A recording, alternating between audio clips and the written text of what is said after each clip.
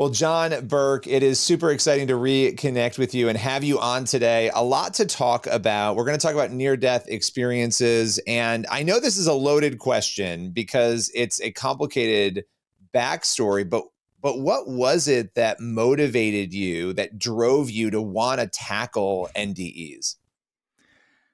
Well, it was kind of an accident. I was an agnostic. Grew up going to church, but I ended up studying engineering and working as an engineer. So my mind has always worked like that, like skeptical. How do you know? Is there any evidence? Why does that make sense? And nobody could really answer my question. So I just decided Jesus is probably a good man who turned legend, and God, you just can't know. There's no evidence. And then my dad was dying of cancer. And, this is almost 40 years ago. And someone gave him the very first research on near-death experience. So coined the term near-death experience, which if you don't know what that is, it's when people clinically die. So like even no heartbeat, no brain waves for minutes to hours. And yet they're resuscitated either by modern medicine or, quite honestly, some cases just miracle, because there's no way you can't explain it any other way. But I saw this book on his bedside table and I pick it up and I'm curious. I start reading it and I couldn't put it down. And at the end, I said, oh my gosh, like this might be the evidence I've been looking for. And because so many of them, they talk about how they were in a place more real than this, more alive than this, and many times in the presence of this God of light and love, who was personal, who knew them intimately. They never wanted to leave his presence. Many of them knew this was Jesus or saw him as Jesus. And again, I'm a skeptic and an agnostic. I'm like, what? And it was just enough. It didn't convince me. It just opened my mind. And because of that, I actually started reading the Bible and studying the Bible. And after a year or so, for other reasons, actually for fulfilled prophecy in history that I didn't know was there either, I came to faith in Christ.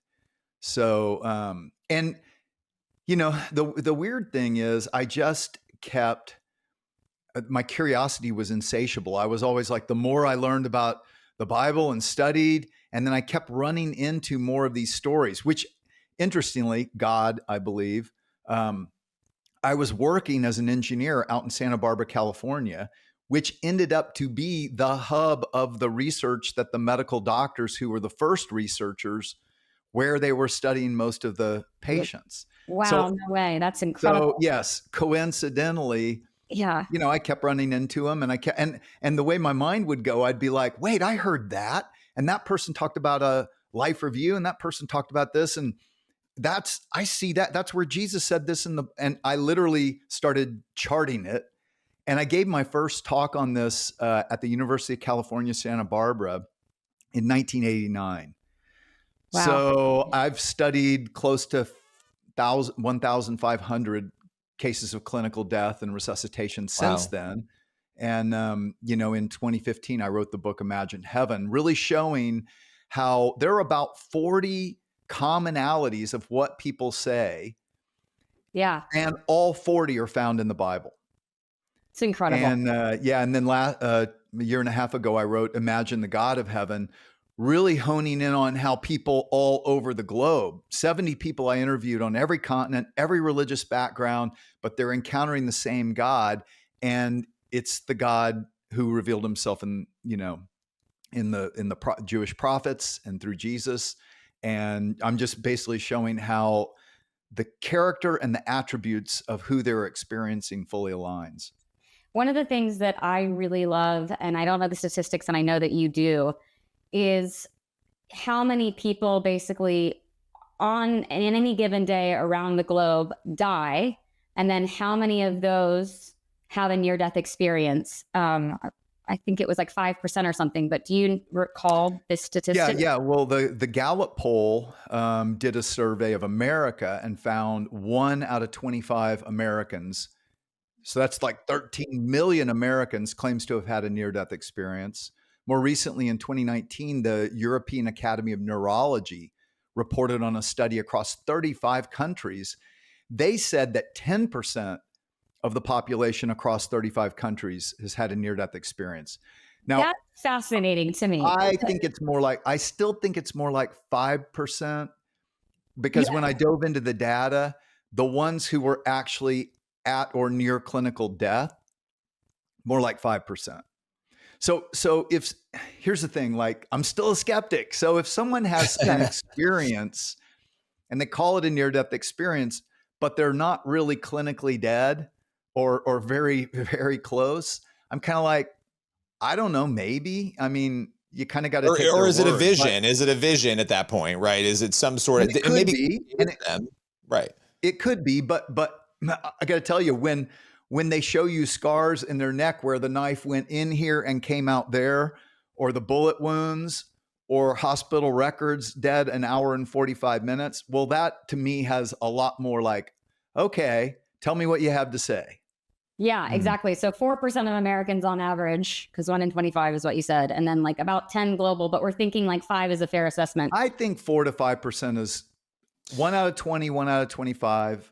Which is still like thousands of people a day across the globe that are experiencing this. And one of the things I love about your books, and I really appreciate about your skepticism, is that you note in these books that I'm obsessed with that that you only really take the testimonies of people who have a lot to lose. So they're not people that are telling this story because, oh, they're going to be gaining fame or their moment in the spotlight. These are people, lawyers, doctors. I recall one with an astronaut or something like that, an aerospace, physicist or something like that, where lawyer, aerospace engineer, surgeons. I mean, a normal bank presidents. Study. You don't typically have say I died and went to heaven, or I died and went to hell, because you sound insane. No. And so I love that these are the testimonies that you've included in here, because they understand, they have such conviction about what they experienced that they have a lot to lose. They have a lot to lose. Yeah. Yeah. Well, and that's the thing with this, because you have, I mean, even within the church, and you know this, John, because you've gotten this reaction from people too. There are people who will say this is not biblical, this is not true, this is not, and I want to get into all this, but it makes it hard to share the stories, A, because they feel strange, Jen, like what you were just saying, but B, when even the people in your own camp who should support what you may be saying, and again, we should have skepticism always and vet things, they're coming after you. So it's not just the atheists and the agnostics, it's the Christians too sometimes who are struggling with this. Why do you think that is? Oh yeah, I think I know why that is, because that's why I stayed quiet, having done all this research for so many years. I say that, it literally took me 35 years to write Imagine Heaven, because I had a lot of questions too. And look, I do not believe everything every near-death experiencer says. Sure. I don't, and I don't encourage people to. And that's because these people are having an experience that's truly multidimensional. And so they're having to interpret somewhat what they're experiencing. But what I like to use an analogy, like imagine we're living this 3-dimensional experience, right, on a flat black and white painting in this room. This is my favorite analogy in your book. Okay. Such a good analogy. I've used this with people I've interviewed that have had a near-death experience, and they say exactly that's why it's so difficult to talk about, and why they often stay quiet. Because how do you explain something they say is more real than this? And so to finish your analogy, though, it's like as if when they died, they come out of this 2D black and white painting into the room, and which they is look 3 back, dimensions, which is like 3 dimensions, and they and think painting. So if we're experiencing this experience in a 2-dimensional world, we have up and down, we have side to side. We can't even conceive of in or out. There's no dimension called in or out. Right. So death means separation. So imagine at death, your soul is peeled, your 2-dimensional soul is peeled off that 2-dimensional body. And now your soul is experiencing both 2 dimensions and 3 dimensions in this room of color. and you can observe what's going on in your flat 2-dimensional world because it's contained within this greater 3-dimensional reality. And then you're pressed back in, you're resuscitated in 2 dimensions, and you're struggling with words to describe multi-dimensions and color and black and white 2-dimensional terms. And right. So they're having to grapple for words and interpret. Now, what they do consistently say are they describe these 40 commonalities, and they describe things that also can be verified. And that's what started to convince me. Okay. Can you list some of those things? Yes. Sorry, Lilley. I'm sorry. It was your turn, but I was like, yes, please list these things. I need to hear them. Yeah. So, I mean, for me, I'm working as an engineer. I've now become a follower of Jesus, but I'm still asking the questions there too, trying to figure things out. And I keep running into these, and I'm kind of categorizing them and all that. And I'm asking the same questions, like, well, how do you know these aren't hallucinations or, drugs or the brain being flooded with chemicals as the brain is dying, and these are all theories that, alternate explanations. Dr. Michael Shermer, who's a skeptic and an atheist, says, no, we know it's brain-based.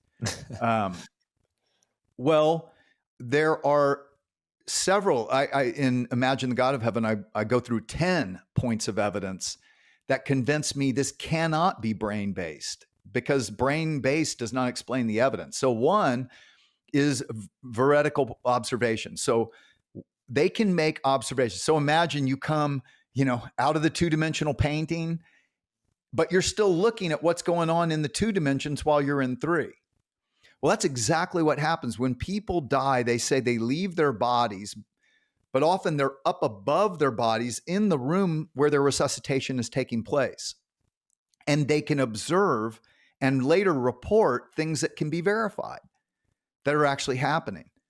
So, for instance, I interviewed this cardiologist. A lot of the early researchers were cardiologists. And Dr. Michael Sabum, and he was a skeptic about near-death experiences. He thought, that's not true. I've never heard that from any patient.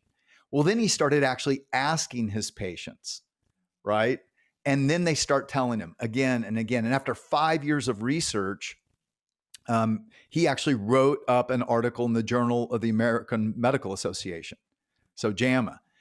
And what he said is, these patients were telling me things about what I did resuscitating them that they could not possibly have known, and so accurate that I could have used the recording to teach other physicians how to do resuscitation. Wow. That's amazing. Yeah. And I report on, like in Imagine the God of Heaven, like, for instance, a woman in London who dies giving childbirth. She comes up out of her body. A lot of the commonalities, she travels through this portal or tunnel, this gorgeous world of beauty in the presence of this God of light who is love and knows her life review. And then God says, your son, Michael, is going to live. You need to go back because he's going to need you. So she comes back. And as she's coming back, she passes through the ceiling of the hospital and notices, the ceiling of the room where the resuscitation is taking place, and notices a sticker on the top side of the ceiling fan. This is in the 90s when they still had ceiling fans in hospitals. And she comes to, and she's so excited trying to tell the doctors and nurses about this incredible experience in meeting God. And they're like, yeah, you're hallucinating. And she gets one nurse and says, look, you did this and said this. And, and the nurse knew, wait, you were comatose. You couldn't have known that. You didn't have any heartbeat or brain waves.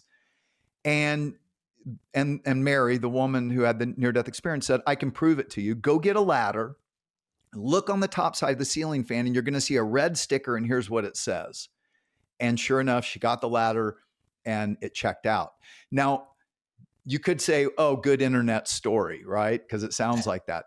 But there are thousands of them, and they've been studied scientifically. So Dr. Janice Holden found, she did a study of about 100 cardiac arrest patients having near-death experiences, making observations that could be checked out. Each may make, 10 15 observations. She found 92% of their observations were completely accurate. 92%, while they had no brainwaves. Right. Another 6% were mostly accurate. Maybe some details varied. Only 2% were inaccurate, and that turned out to be one of the patients in the study.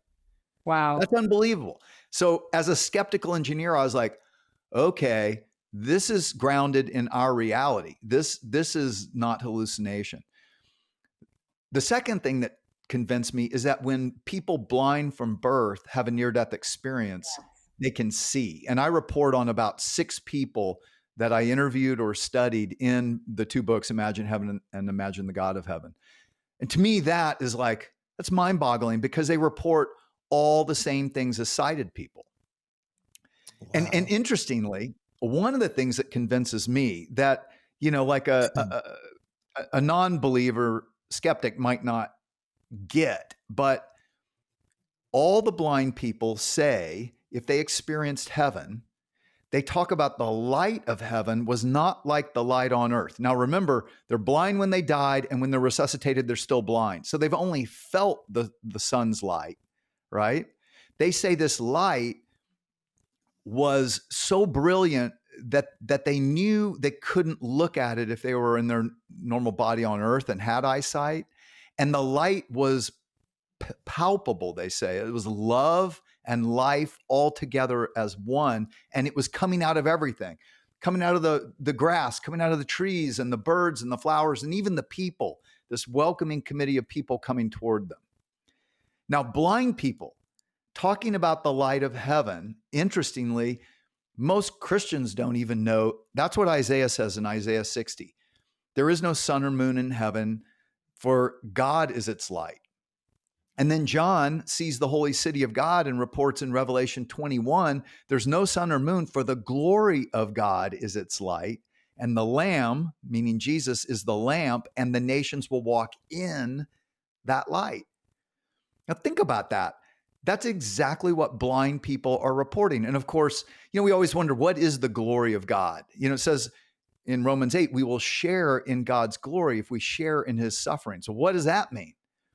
Well, the glory of God is not only this light, but the very love of God, because God is love, and the life of God. Remember, Jesus said, I'm the light of the world. Whoever follows me will never walk in darkness, but have the light of life. So light and love and life, that's filling and giving energy to everything and coming out of everything. And it's amazing because all these things, like Jesus even talked about that. Matthew 13, he says, and then the righteous will shine like the sun in their Father's kingdom forever. Yeah. Right? And the welcoming committee, in Luke 16, he says, use your worldly resources to make friends. Yes. So that when it's all gone, they will welcome you into an eternal home. John, this has been amazing. We want to have you back for a part 2 because there's actually more to unpack on this. And I mean, I feel like Jen said, we could have 10 hours of conversation with you and we wouldn't even scratch the surface. So we want to have you back again. And we appreciate you joining us on the show today. No, I'd love to. And it was great talking with you guys.